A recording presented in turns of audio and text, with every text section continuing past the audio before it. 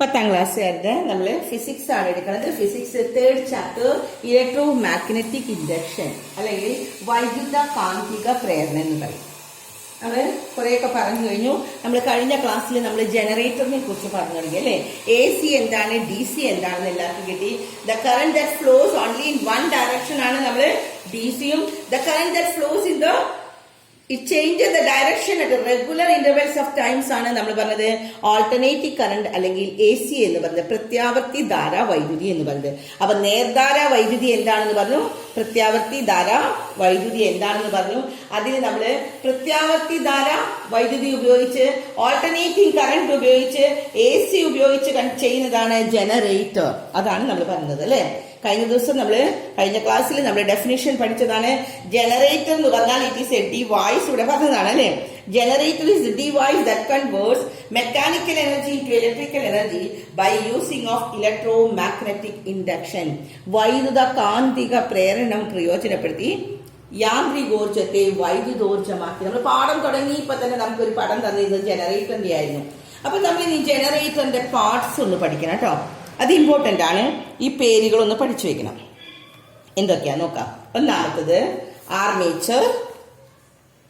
Armature, field കാന്തം, split rings, brush. ഇത്രയേ ഉള്ളൂ.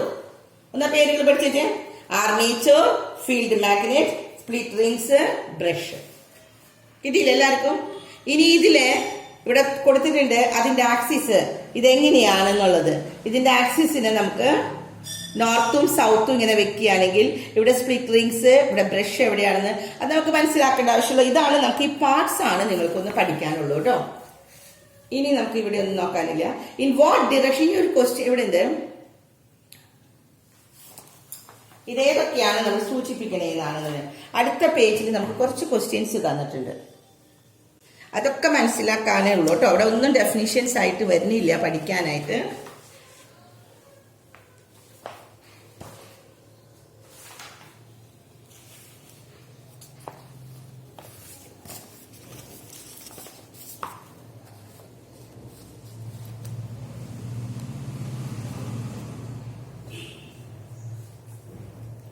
ഇവിടെ ചോദ്യം തന്നിരിക്കുന്നത് ഒബ്സർവ് ദ ഫിഗർ. ആ ഫിഗർ നോക്കിയിട്ട് ABCD നോക്കിയിട്ട് in what direction the induced current in the portion. അത് വെറുതെ കറന്റുകളൊക്കെ ഒന്ന് നോക്കി എഴുതാനേ ഉള്ളൂ കേട്ടോ. അതൊന്നും പഠിക്കേണ്ട ആവശ്യമില്ല. Depict the stage rotation the armature, അതിന്റെ ആവശ്യമില്ല. അപ്പോൾ ഈ പേജിൽ നമുക്ക് കാര്യമായിട്ട് ഈ ക്വസ്റ്റ്യൻ ആൻസേഴ്സ് ഈ പടത്തിൽ നോക്കിയിട്ടുണ്ടെങ്കിൽ ഈ പടത്തിന്റെ ഇത് മാത്രം പഠിച്ചാൽ മതി. ഇനി ഇവിടെയാണ് നമുക്ക് പഠിക്കാനുള്ളത്. നെക്സ്റ്റ് പേജിൽ, ആ പേജിലൊന്നും നോക്കണ്ട കേട്ടോ.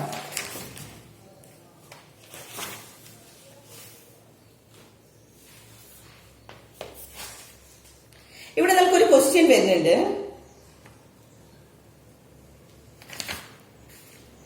ഇവിടെ ലാസ്റ്റിൽ വരുന്നത് ഓക്കെ. ഇവിടെ നമ്മള് ഈ ലാസ്റ്റ് ഭാഗം ഒന്ന് നോക്കണം. ഇവിടെ പറഞ്ഞിരിക്കുന്നത് എന്താണ്, എങ്ങനെയാണ് കറണ്ട് വരുന്നത് എന്ന് നോക്കണം. You would have now understood the direction of the current reverse during the every half rotation of the armature and that the magnitude of the current increasing and decreases. ഇത്രയും പറയുന്നുള്ളൂ കേട്ടോ. The magnitude of the current ഇത് ഇങ്ങനെ തിരിയുമ്പോൾ ഇവിടെ എന്താണ് പറയുന്നത്, അതിന്റെ ഓരോ ക്വസ്റ്റ്യൻസ് ആണ്. ഇത് ഇങ്ങോട്ട് തിരിയുമ്പോൾ അങ്ങനെ വരും, ഇത് സ്പ്ലിറ്റ് റിംഗ് ഇങ്ങനെ. അത് നിങ്ങൾക്ക് ആ എക്സാമ്പിൾ കാണിച്ചു തരണം, നല്ല മനസ്സിലാവുള്ളൂ കേട്ടോ.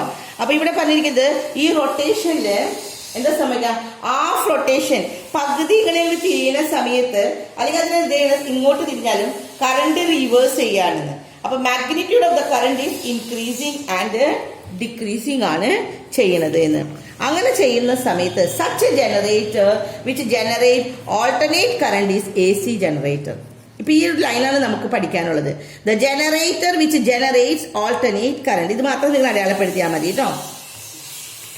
The generator in which generating the alternate current-നെയാണ് നമ്മൾ AC ജനറേറ്റർ എന്ന് പറയുന്നത്. നേരത്തെ പറഞ്ഞത് തന്നെയാണ്, ഒന്നും കൂടി നോക്കാം. ഇത്തരത്തിൽ വൈദ്യുതി ഇവിടെ തുടങ്ങി കേട്ടോ. വൈദ്യുതി അതായത് പ്രത്യാവർത്തി ധാര വൈദ്യുതി AC ആണ് കേട്ടോ. AC ഉൽപ്പാദിപ്പിക്കുന്ന ജനറേറ്ററിനെ നമ്മൾ AC ജനറേറ്റർ എന്ന് പറയുന്നു. പ്രത്യാവർത്തി ധാര വൈദ്യുതി ഉപയോഗിക്കുന്ന ഇതിനെയാണ് നമ്മള് AC ജനറേറ്റർ. എല്ലാവരും അടയാളപ്പെടുത്തി വെച്ചില്ലേ? ഇവിടെ മാത്രം കേട്ടോ. A generator which generates alternating current is an AC generator. ഏത് ഉപയോഗിച്ചാണ്? AC ഉപയോഗിച്ച്. AC എന്ന് പറഞ്ഞാൽ എന്താണ് മലയാളം മീഡിയത്തിന്റെ? പ്രത്യാവർത്തി ധാരാ വൈദ്യുതി. അതിനെയാണ് കേട്ടോ AC ഉൽപ്പാദിപ്പിക്കുന്ന ജനറേറ്ററിനെയാണ് AC ജനറേറ്റർ. ഇനി അതിന്റെ കാര്യം കൂടി ഉള്ളത് നമുക്ക് പഠിക്കണം. കാന്തിക മണ്ഡലത്തിൽ, ഈ പാരഗ്രാഫ് കേട്ടോ, കാന്തിക മണ്ഡലത്തിൽ ആർമേച്ചർ ഒരു ഭ്രമണം കൂടെ പൂർത്തിയാക്കുമ്പോൾ വിവിധ ഘട്ടങ്ങളിലും ആ സന്ദർഭങ്ങളിലെ EMFന്റെ അളവ് സൂചിപ്പിക്കുന്ന ഒരു ഗ്രാഫാണ് ഇവിടെ തന്നിരിക്കുന്നത് കേട്ടോ. ഇതൊക്കെ ഇതാണ് ചോദ്യം. ഇവിടെ നമുക്ക് ഒരു ഗ്രാഫ് തന്നിരിക്കുന്നു. ഈ ഗ്രാഫിൽ നിന്ന്, ഈ ഗ്രാഫാണ് നമുക്ക് ശരിക്കും മനസ്സിലാക്കാം കേട്ടോ. ഓക്കെ, ഇവിടെ തന്നിരിക്കുന്നത് ഇത് ഇങ്ങനെ നിൽക്കുന്ന ഈ സ്പ്ലിറ്റ് റിങ്ങിന്റെ എന്താ സംഭവിക്കുന്നത്? ഈ ആർമേച്ചറിന്റെ ഒരു ഭ്രമണം അത് ഇങ്ങനെ തിരിഞ്ഞിങ്ങനെ വരുന്നുണ്ട്. ഓക്കെ, ഇവിടെ നിന്ന് ഇങ്ങോട്ട് വന്ന് പിന്നെ ഇത് ഈ സൈഡിലേക്ക് അങ്ങനെ ശരിക്ക് തിരിഞ്ഞിങ്ങോട്ട് വരുന്ന സമയത്ത് ഉണ്ടാകുന്ന EMF ആണ് ഇങ്ങനെ ഈ ഗ്രാഫിൽ തന്നിരിക്കുന്നത്. കിട്ടിയോ? മനസ്സിലായോ? കാന്തിക മണ്ഡലത്തിൽ ആർമേച്ചർ ഒരു ഭ്രമണം പൂർത്തിയാക്കുന്നതിൽ വിവിധ ഘട്ടങ്ങളിലും ആ സന്ദർഭങ്ങളിലെ EMFന്റെ അളവ് സൂചിപ്പിക്കുന്ന ഗ്രാഫ്.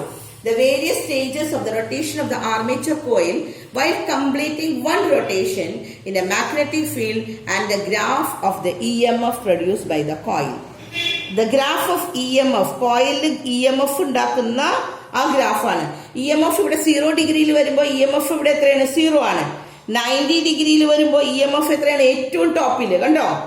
180 വരുമ്പോ താഴേക്ക് വന്നു. 270 വരുമ്പോ താഴെ നെഗറ്റീവായി താഴേക്ക് പോന്നു. 360 വന്നപ്പോ വീണ്ടും അത് മോഡിലേക്ക് പോയി. അപ്പൊ ഡിഗ്രി മെഷേഴ്സ് ആണ്. 90 ഡിഗ്രിയിലായിരിക്കുന്ന സമയത്ത് 180 ഡിഗ്രിയിലാകുമ്പോ അപ്പോ ഇത് ഇവിടെ നിന്ന് ഇങ്ങനെ വന്നു. നമ്മളൊരു പ്രൊട്ടാക്ടറിന്റെ അളവ് നോക്കിയാൽ ഇവിടെ നിന്ന് ഇങ്ങോട്ട് 180, അത് കഴിഞ്ഞ് തിരിച്ച് ഇങ്ങനെ, എന്നാലല്ലേ സർക്കിൾ ശരിയാവുള്ളൂ. അപ്പൊ അത് ഇപ്പത്തേക്ക് ഇങ്ങനെ വരച്ചേ ഉള്ളൂ.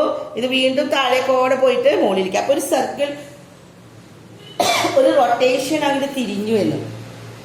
ഇനി അതിൽ ചോദിച്ചിരിക്കുന്നത് ഈ ഒരു ടേബിൾ ആണ്. അത് നമുക്ക് അറിഞ്ഞിരിക്കണം കേട്ടോ. എന്താണ് ടേബിളിൽ പറഞ്ഞേക്കണമെന്നൊക്കെ? The angle of the rotation of the armature. ആർമേച്ചറിന്റെ ആംഗിൾ എത്രയാണ് ചോദിച്ചാൽ 0 ഡിഗ്രി. 0 ഡിഗ്രിയിൽ ആർമേച്ചറിന്റെ തിരിഞ്ഞ കോൺ എത്രയാണ്? 0 ഡിഗ്രിയിൽ വരുന്ന സമയത്ത് അതിന്റെ ടൈം എത്രയായിരിക്കും? 90 ഡിഗ്രിയിൽ. 90 ഡിഗ്രിയിൽ കണ്ടോ ഇവിടെ വരുന്ന സമയത്ത് ഇത് 0 ഡിഗ്രിയിലായിരിക്കുന്ന സമയത്ത് ഇവിടെ 0യിൽ വന്നു അല്ലെ. 0യിൽ വരുമ്പോ എന്താണ് വരുന്നത്? Rate of change of the ഫ്ലക്സിന്റെ ചേഞ്ച് എത്രയായിരിക്കും? EMF തന്നെയാണ്. ഇൻഡ്യൂസ്ഡ് EMF വോൾട്ടും 0 തന്നെയാണ്. ഈ 0യിലായിരിക്കുന്ന സമയത്ത് ആർമേച്ചർ തിരിഞ്ഞ കോൺ എത്രയാണ്? ആർമേച്ചർ തിരിഞ്ഞത് എത്രയാ? 0 ഡിഗ്രിയിലല്ലോ, ഒട്ടും തിരിഞ്ഞിട്ടില്ലല്ലോ. 0 ഡിഗ്രിയിൽ തന്നെയാണ്. ഫ്ലക്സിന്റെ വ്യതിയാന നിരക്കും 0 ആണ്. പ്രേരിത EMFും വോൾട്ടേജിൽ എത്രയാണ്? 0 തന്നെ. 0യിൽ കേട്ടോ. 0യിലായിരിക്കുന്ന സമയത്ത് 0 ഡിഗ്രി തിരിയുന്ന സമയത്ത് തിരിഞ്ഞത് 0 ഡിഗ്രിയാണ്. Rate of the change of the ഫ്ലക്സിന്റെ വ്യതിയാന നിരക്കും 0 തന്നെ. പ്രേരിത EMFും 0 തന്നെ. കിട്ടിയോ? ഇനി അടുത്ത് നോക്കാം. ഇത് T4 എന്നുവെച്ചാൽ 90 ഡിഗ്രിയിൽ ഇങ്ങോട്ട് വരികയാണ്. 90 ഡിഗ്രിയിൽ വരുന്ന സമയത്ത് എന്തായിരിക്കും? Rate of change of the flux maximum ആണ്. ഏറ്റവും കൂടുതലല്ലേ? പരമാവധി. മാക്സിമം എന്ന് പറഞ്ഞാൽ എന്താണ്? പരമാവധി. കണ്ടോ? അതേസമയം ഇൻഡ്യൂസ്ഡ് EMFോ അതും മാക്സിമം ആണ്. ഇവിടെ നിന്ന് ഇങ്ങോട്ട് പൊന്തി ഏറ്റവും കൂടുതൽ എത്തുന്ന സമയം ഇവിടെയാണ്. ഇപ്പോ 90 ഡിഗ്രി. അതാണ് നമ്മൾ കഴിഞ്ഞ അതിൽ പറഞ്ഞിരുന്നു, ക്ലാസ്സിൽ പറയുന്നു, നമ്മൾ പെർപെൻഡിക്കുലർ ആയിട്ട് പിടിക്കുമ്പോഴാണ് എന്താണ് ഇൻഡ്യൂസ് EMF ഏറ്റവും കൂടുതൽ. പെർപെൻഡിക്കുലർ അല്ലേ 90 ഡിഗ്രിയില്. അപ്പൊ അതുകൊണ്ട് 90 ഡിഗ്രിയിലാവുമ്പോഴാണ് ഏറ്റവും കൂടുതൽ ഉണ്ടാവുന്നത്. കിട്ടിയില്ലേ? ഇനി 180 ഡിഗ്രി ആവുമ്പോൾ എന്താ ഉണ്ടാവുന്നത്? 180 നോക്കാം. 180 വരുന്ന സമയത്ത് ഡിഗ്രി എത്രയാണ്? ഫസ്റ്റ് ചോദിച്ചേക്കുന്നത് ആംഗിൾ ഓഫ് ഡിഗ്രി. ഡിഗ്രി എത്രയാ? 180 ആണ്. പക്ഷെ 180 വരുമ്പോ EMF എവിടെ വന്നു നോക്കിയേ? ഇവിടെയാണ്, പൂജ്യത്തിലല്ലേ. EMF 0 ആണ്, വോൾട്ടേജും 0. നേരെ ഇവിടെ ഈ വരമേലേക്ക് വന്നാൽ, ഈ വരമേലേക്ക് ഇങ്ങോട്ട് വന്നാൽ 0 ആണ്. ഇവിടെ വന്നപ്പോ 0 ആണ്. ഇവിടെ ഇത് ഏറ്റവും മുകളിലേക്ക് പോയപ്പോഴാണ് 90. ഇവിടെ വന്നപ്പോ 180ലായി. 180ലായപ്പോ EMF 0 ആണ്, വോൾട്ടേജും 0 ആണ്. കിട്ടിയോ? ഇനി അത് ഇങ്ങനെ വന്നു ഇങ്ങോട്ട് വന്നപ്പോ ഇവിടെ 207 വന്നപ്പോ ഇവിടെ ഏറ്റവും കൂടുതലുണ്ട്. പക്ഷെ ഏറ്റവും കൂടുതൽ എങ്ങനെയാണ്? റിവേഴ്സ്. മാക്സിമം ഇൻ ഓപ്പോസിറ്റ് ആണ് അല്ലെ. ഇത് ശരിക്കും ഏറ്റവും മാക്സിമം. ഇത് പെർപെൻഡിക്കുലർ ആണ്. 270 പെർപെൻഡിക്കുലർ ആണ്, പക്ഷെ അടിയിലേക്കാണ്. അപ്പൊ എന്താണ്? വിപരീത ദിശയില് പരമാവധി. എന്താ ചോദിക്കുന്നത്? വിപരീത ദിശയിൽ ഏറ്റവും കൂടുതലുണ്ട്, പരമാവധി ഉണ്ട്. ഇനി പ്രേരിത EMF ഏറ്റവും കൂടുതൽ തന്നെയാണ് അല്ലെ, ഇവിടെ കൂടുതൽ വരുന്നില്ലേ. ഇനി 360 ആകുമ്പോ എന്താ സംഭവിക്കുന്നത്? 360 ആകുമ്പോ വീണ്ടും 0 പോയി അല്ലെ. EMF എത്രയാ? ഫ്ലക്സിന്റെ ചേഞ്ച് 0ആണ്. EMF ഓഫ് ദ വോൾട്ടേജും എവിടെ എത്രയും 0 എത്തി. അപ്പൊ പടത്തിൽ നിന്നൊന്ന് മനസ്സിലാക്കി ഇതൊന്നും എഴുതാനേ ഉള്ളൂ കേട്ടോ. പക്ഷെ ഇനി നമുക്ക് ഇവിടെയാണ് പഠിക്കാനുള്ളത്. AC ജനറേറ്റർ, ആർമേച്ചർ, ആദ്യ അർദ്ധഭ്രമണത്തിൽ, ഇതൊക്കെ ഇതിൽ ആദ്യത്തെ അർദ്ധഭ്രമണം പകുതി ഇങ്ങനെ തിരിക്കുന്നത് ഒരു ദിശയിൽ ഉത്പാദിക്കുന്ന വൈദ്യുതിയും അടുത്ത അർദ്ധഭ്രമണത്തിൽ വിപരീത ദിശയിലും. അതല്ലേ നമ്മൾ ഇവിടെ ഏറ്റവും കൂടുതൽ വന്നപ്പോ ഇവിടെ അടുത്ത ഇതിൽ വരുമ്പോ എന്താണ്? അടുത്ത തിരിയല് അടിയിലേക്കാ പോയത് അല്ലെ. വിപരീത ദിശയിലും ഉത്പാദിപ്പിക്കപ്പെടുന്ന പ്രേരിത വൈദ്യുതിയും ചേർന്നാൽ, ഇത് രണ്ടും കൂടി ചേർന്നാൽ, ഇവിടുന്ന് ഇങ്ങോട്ട് വന്നു, അത് കഴിഞ്ഞ് ഇവിടുന്ന് ഇങ്ങോട്ട് വന്നാൽ, ഇത് രണ്ടും കൂടി ചേർന്നാലാണ് AC-യുടെ ഒരു പരിവൃത്തി ലഭിക്കുക. ഒരു പരിവൃത്തി, ഒരു സൈക്കിള്. ഈ സൈക്കിൾ, ഈ ഒരു സെക്കൻഡിലെ പരിവർത്തികളുടെ എണ്ണത്തിനെയാണ് AC-യുടെ ആവർത്തി എന്ന് പറയുന്നത്. അപ്പൊ AC-യുടെ ആവർത്തി എന്താണ്? AC-യുടെ ആവർത്തി എന്ന് പറഞ്ഞാൽ, ഒരാവർത്തി എന്ന് പറഞ്ഞാൽ, ഒരു പരിവർത്തി എന്ന് പറഞ്ഞാൽ, ഒരു സൈക്കിൾ എന്ന് പറഞ്ഞാൽ ഇവിടെ നിന്ന് ഇങ്ങനെ വന്ന് ഇങ്ങനെ വരണം. കാരണം നമ്മളിപ്പോ ഒരു സർക്കിൾ എന്ന് പറഞ്ഞാൽ ആദ്യം ഇങ്ങനെ പൊന്തി, അത് കഴിഞ്ഞ് അതിന്റെ പകുതി, ഇതെന്നാ ഡീൽക്കി അല്ലേ വന്നത്. അപ്പൊ ഒരു സർക്കിൾ ആയില്ലേ, അതാണ് ഒരു സൈക്കിളായി. ഈ ഒരു സെക്കൻഡില് ഈ പരിവർത്തി എത്ര പ്രാവശ്യം ഉണ്ടോ അതിനെയാണ് AC-യുടെ ആവർത്തി. കിട്ടിയോ? ഒരു പരിവൃത്തി എന്ന് പറഞ്ഞാൽ ഇവിടെ നിന്ന് ഇങ്ങനെ വന്നു, പിന്നെ ഇവിടെ നിന്ന് ഇങ്ങനെ വന്നു, ഇതൊരു പരിവൃത്തി. ഇങ്ങനത്തെ ഈ ഒരു പരിവർത്തി ഒരു സെക്കൻഡിൽ എത്ര പ്രാവശ്യം പോവും അതിനെയാണ് ആവർത്തി എന്ന് പറയുന്നത്. ഇംഗ്ലീഷ് മീഡിയം കാര്യം നോക്കാം. In the AC generator, induced EMF generated in the first half rotation. First half rotation in one direction അല്ലേ, ഇവിടെ നിന്ന് ഇങ്ങനെ വന്ന് ഒരു ഡിറക്ഷൻ. അത് കഴിഞ്ഞാൽ പിന്നെ സെക്കൻഡ് ഹാഫിൽ എന്താണ്? ഓപ്പോസിറ്റ് ഡിറക്ഷനിലാണ്. അതിനെയാണ് ദ സൈക്കിൾ ഓഫ് AC. ഇവിടെ നിന്ന് ഇവിടത്തോളം വന്ന് ഇവിടെ നിന്ന് ഇങ്ങനെ വരും. ഇതിനെയാണ് സൈക്കിൾ ഓഫ് AC. ഈ സൈക്കിൾ ഓഫ് AC ഒരു സെക്കൻഡില് the number of cycles per second is the frequency of the AC. അപ്പൊ ഒരു സൈക്കിൾ എന്താണ്, ഒരു പരിവർത്തി എന്താണ്, എല്ലാവർക്കും മനസ്സിലായോ? ഒരു പരിവർത്തി, ഒരു സൈക്കിൾ എന്ന് പറഞ്ഞാൽ ഇവിടെ നിന്ന് തുടങ്ങി ഇങ്ങനെ വന്നു, ഇവിടെ നിന്ന് വന്ന് ഇവിടെ വീണ്ടും ഇവിടത്തോളം വരുമ്പോൾ ഒരു പരിവർത്തി. അങ്ങനെ ഒരു സെക്കൻഡിൽ എത്ര പരിവർത്തി വരുന്നുണ്ടോ, എത്ര സൈക്കിൾ വരുന്നുണ്ടോ, ആ നമ്പർ ഓഫ് സൈക്കിൾ പെർ സെക്കൻഡിനെയാണ് ഫ്രീക്വൻസി ഓഫ് ദ AC എന്ന് പറയുന്നത്. അതിന് നമ്മൾ ഹേർട്സ് എന്ന് പറയും. HZ എന്ന് കൊടുത്തേണം കേട്ടോ. HZ എന്ന് പറഞ്ഞാൽ AC ആണ്, അല്ല HZ എന്ന് പറഞ്ഞാൽ hertz. Frequency of the AC നമ്മൾ എപ്പോഴും എഴുതുമ്പോൾ ഹേർട്സിലാണ് എഴുതുന്നത്. HERTZ ആണ്. കിട്ടിയില്ല? അപ്പൊ ഒരു ഹേർട്സ് എന്ന് പറഞ്ഞാൽ എന്താണെന്ന്. ഇനി നമ്മളോട് ഒരു ചോദ്യമാണ് ചോദിച്ചിരിക്കുന്നത്. AC generator for the distribution of our country 50 cycle per second ആണ്. 50 സൈക്കിൾ ആണ് ഒരു സെക്കൻഡില്. ഒരു സെക്കൻഡിൽ ഒരു 50 സൈക്കിൾ. നമ്മുടെ രാജ്യത്ത് വിതരണത്തിന് വേണ്ടി ഉത്പാദിപ്പിക്കുന്ന AC-യുടെ ആവർത്തി എന്ന് പറഞ്ഞാൽ 50 സൈക്കിളാണ്. അപ്പൊ അതിന് നമ്മൾ എന്താ പറയാ? ഒരു സൈക്കിൾ അല്ലേ ഒരു ഹേർട്സ്. അപ്പൊ 50 സൈക്കിളിന് നമ്മൾ എന്തെന്ന് പറയും? 50 ഹേർട്സ് ആണ് എന്നാണ് പറയുന്നത്. ഇനി അവിടെ ഒന്നും പഠിക്കാനില്ല. ഇനി എന്താണ് സ്പ്ലിറ്റ് റിംഗ്? ഇവിടെ കേട്ടോ, ഇനി ഇതാണ് പഠിക്കാൻ പറയണത്, മാത്രം അടയാളപ്പെടുത്തുക. അപ്പൊ അത് വേഗം നിങ്ങൾക്ക് പഠിക്കാൻ പറ്റും കേട്ടോ. ഇനി ഇവിടെയാണ് നമുക്ക് വന്നത്, ഒരു ജനറേറ്ററിന്റെ ആർമേച്ചർ കറങ്ങുമ്പോ, നമ്മൾ ആർമേച്ചർ എന്താന്ന് പറഞ്ഞില്ലേ, പടത്തിൽ കണ്ടതല്ല. നോക്കി, ആർമേച്ചർ ഇങ്ങനെ കറങ്ങി വരുന്നത്, ഇതാണ് ഈ ആർമേച്ചർ എന്ന് പറയുന്നത്. ഈ ആർമേച്ചർ ഇങ്ങനെ കറങ്ങി വരുമ്പോ, ഒരു ജനറേറ്ററിന്റെ ആർമേച്ചർ കറങ്ങി വരുമ്പോ പ്രേരിതമാകുന്ന വൈദ്യുതിയെ ബാഹ്യ സർക്യൂട്ടിൽ എത്തിക്കാനുള്ള സംവിധാനമാണ് സ്പ്ലിറ്റ് റിങ്ങുകളും ബ്രഷുകളും. അതൊരു ക്വസ്റ്റ്യനാണ്. അപ്പൊ സ്പ്ലിറ്റ് റിങ്ങും ബ്രഷും എന്തിനാ ഉപയോഗിക്കുന്നത്? ഒരു ജനറേറ്ററിലുള്ള ആർമേച്ചർ ഇങ്ങോട്ട് കറങ്ങുകയാണ്. കറങ്ങുമ്പോൾ പ്രേരിതമാകുന്ന വൈദ്യുതിയെ, അവിടെ വൈദ്യുതി ഉണ്ടാവും, ആ വൈദ്യുതിനെ ബാഹ്യ സർക്യൂട്ടിലേക്ക് എത്തിക്കാനാണ് ആരുപയോഗിക്കുന്നത്? സ്പ്ലിറ്റ് റിങ്ങും ബ്രഷുകളും. കിട്ടിയോ? അപ്പൊ നമുക്ക് ഈ പേജിലാണ്, അടുത്ത പേജിൽ കേട്ടോ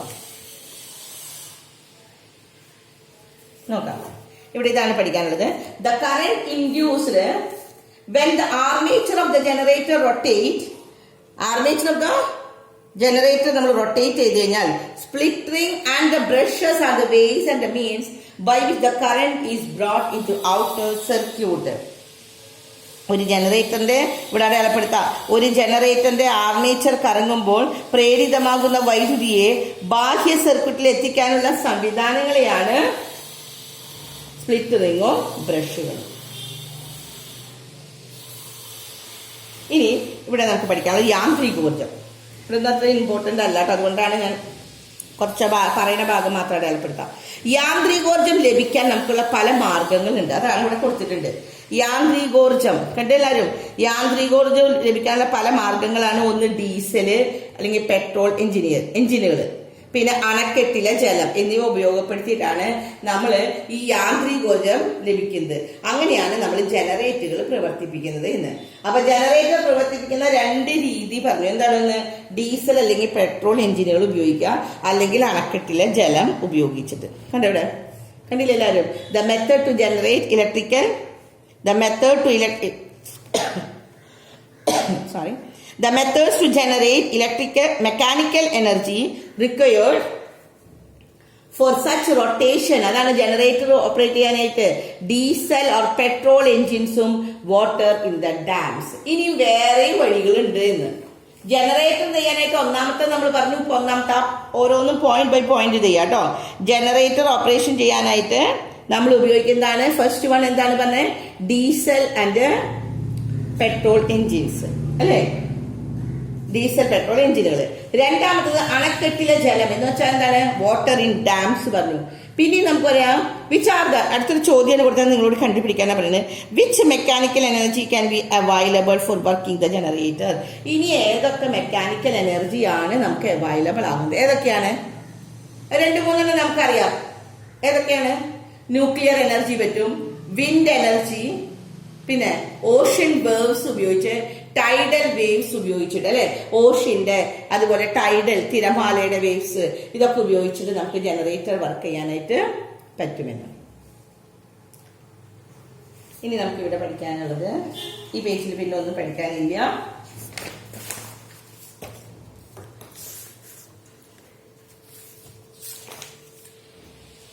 അടുത്ത പേജിൽ നമുക്ക് ഇനി തുടങ്ങാനുള്ളത്, അടുത്ത പേജിൽ നമുക്ക് അടുത്ത ക്ലാസ്സിൽ എടുക്കാം. ഇപ്പൊ നമ്മൾ ജനറേറ്ററിനെ കുറിച്ച് പറഞ്ഞു. ജനറേറ്റർ ഉത്പാദിപ്പിക്കുന്നത് എങ്ങനെയൊക്കെയാണെന്ന് അവർ 2 കാര്യങ്ങൾ പറഞ്ഞു അല്ലെ.